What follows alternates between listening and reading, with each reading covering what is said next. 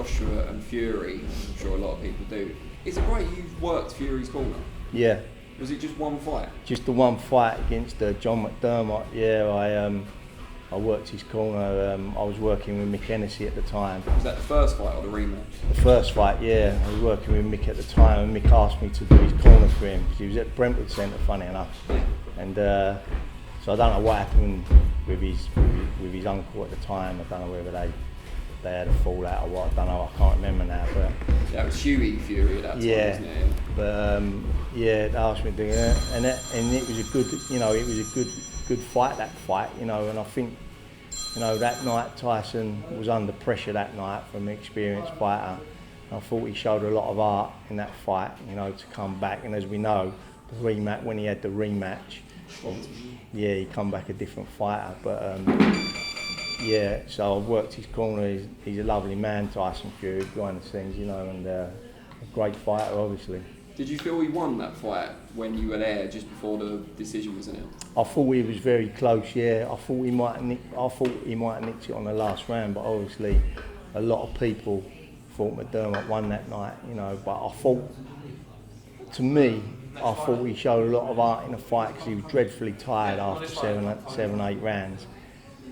And I was looking at him thinking, is he going to get through the 10 rounds in here? But he was inexperienced as well as a pro then, and obviously he come on. I thought he won the last round in the fight as well. What's that like for you, getting kind of thrust into doing someone's corner at very late notice when he's spent his whole career with a different trainer? Yeah, I don't. Have I ever done that before?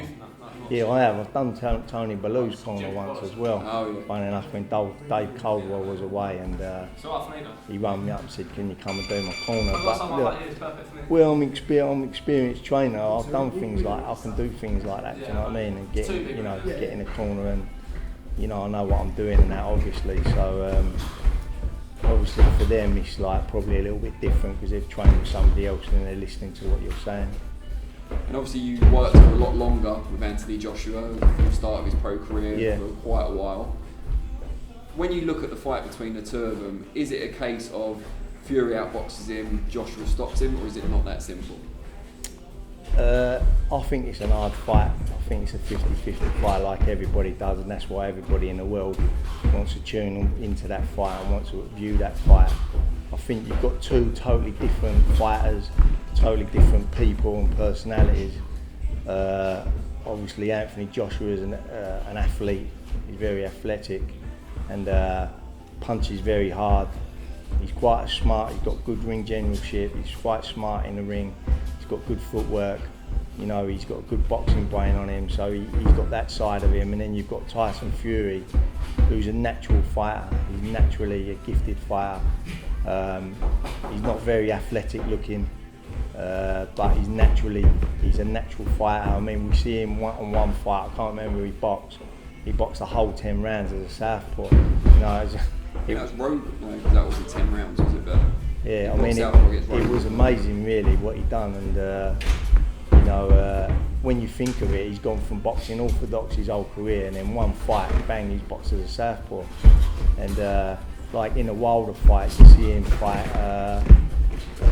off the back foot in a Wilder fight, and then you see him fight off the front foot in a return fight. So he can do either, and that's what makes him very, very, very good fighter, because you don't really know what style he's going to bring to the table that night. He'll bring the style that suits him in the fight. And he's a very, very clever fighter, very difficult to beat. He's very difficult to hit, clean. He's got long arms and a great jab, a great boxing brain. He's fast. So that fight is a very, very close fight to call, because that can go either way, that fight. And also, where they've signed the return fight, whatever way that first fight goes can change in the second fight. And that's because both of them have got the ability to beat each other, and they'll both be supremely confident as well. They can beat each other. You said they've got very different personalities. What was Fury like that one night in the corner? Was he a listener? Yeah, no, he was fine. He was fine in the dressing room. As I say, he was an inexperienced fighter then. He was pretty quiet, to be honest. And but I was I was quite impressed. Yeah, but I think that's probably the persona outside of the ring.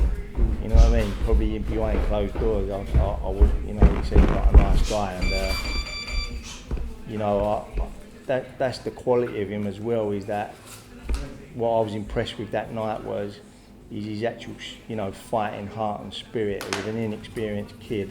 The way he stood up to McDermott, you know, keep coming at him, and I thought about it afterwards. I thought this kid's got a great future in front of him, and you know, look what he's gone on to do.